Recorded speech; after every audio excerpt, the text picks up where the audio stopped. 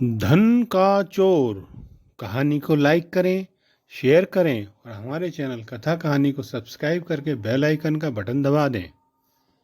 प्राचीन समय की बात है, जब महाराजा प्रसेनजित श्रावस्ती के राजा थे। दूर देश से एक ब्राह्मण उनके नगर में रहने के लिए आया।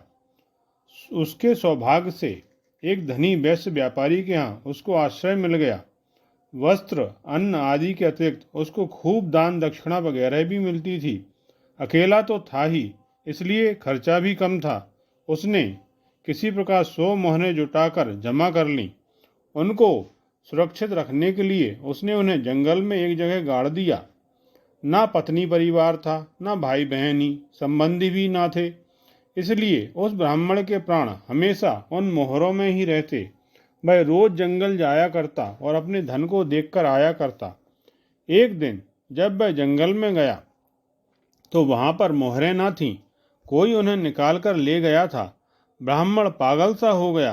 रोता पीटता नगर में पहुंचा। जो कोई मिला उससे उसने अपनी विपत्ति कह सुनाई।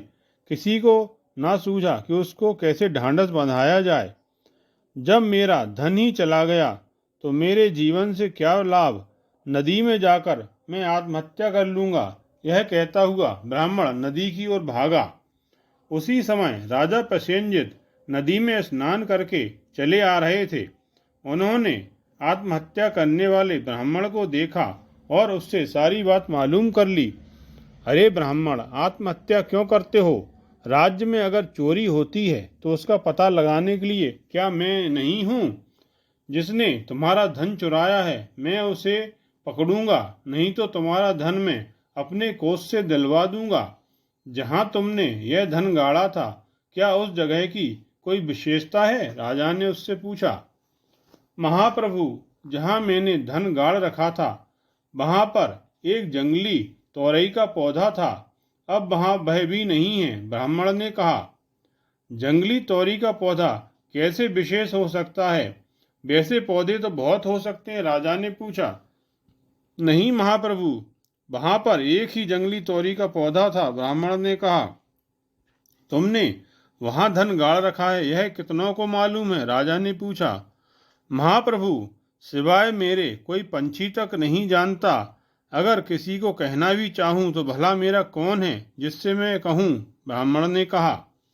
राजा अपने महल में आकर इस चोरी के बारे में सोचने लगा। चोर का पता लगाने का तरीका उसे सूझ गया।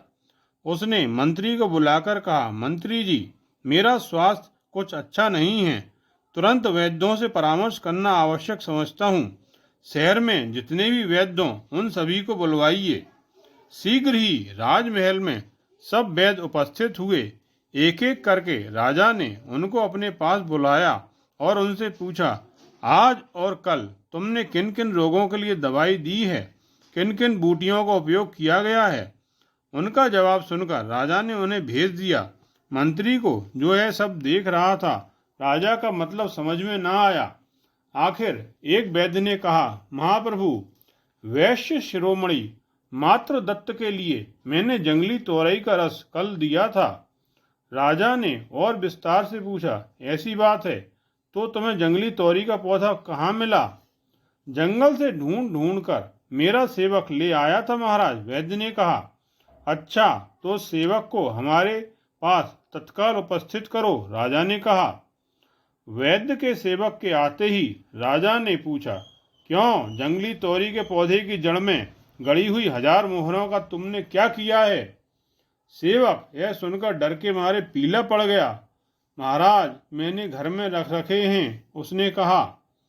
वे उस ब्राह्मण की हैं, उन्हें तत्काल उसे सौंप दो, राजा ने आदेश दिया। सेवक प्रणाम करता हुआ चला गया। पर मंत्री को जो यह सब कुछ देख रहा था, यह ज्ञात न हुआ कि राजा ने मोहरों के चुराने वाले को किस प्रकार से पकड़ा है। उसने राजा से पूछकर ही यह ज्ञात करना चाहा। महाराज, मुझे यह समझ में नहीं आ रहा कि आपने इतनी सरलता से कैसे चोर पकड़ लिया? मंत्री ने सविनय पूछा। राजा ने हंसकर कहा, चोरी के बारे में जो कुछ भी ब्राह्मण ने कहा था उसे सच मानकर ही मैंने चोर को पकड़ने की सोची थी। नगर में लाखों आदमियों में से एक ही आदमी वह चोरी कर सकता था, और ब्राह्मण यह कह भी रहा था कि गड़े हुए पैसे के बारे में किसी को भी ज्ञात न था।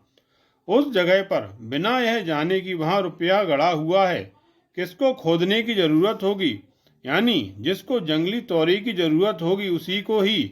आसपास कहीं जंगली तोरी का पौधा ना था, यह बात वह ब्राह्मण ही बता रहा है।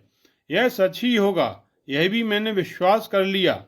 अलावा इसके अगर कोई धन के लिए ही वह जगह खोदता तो जंगली तोरी का पौधा वहीं छोड़ जाता। जंगली तोरी के पौधे के लिए खोदने वाला ही दोनों चीज़ों को लेकर जा सकता है। जंगली तोरी के पौधे से किन्हें काम रहता है? वैद्यों को। इसीलिए मैंने सब वैद्यों को बुलवाया था। जब मुझे जंगली तोरी के पौधे से औषधि बनाने वाले वैद्य के बारे में ज्ञात हुआ तो मुझे चोर का भी ज्ञान हो गया। इसमें क्या उलझी हुई बात है मंत्री जी? यह बात सुनकर मंत्री मन ही मन राजा प्रसेनजित की बुद्धिमत्ता की सराहना करने लगा और महाराज को प्रणाम करके वहां से चला गया।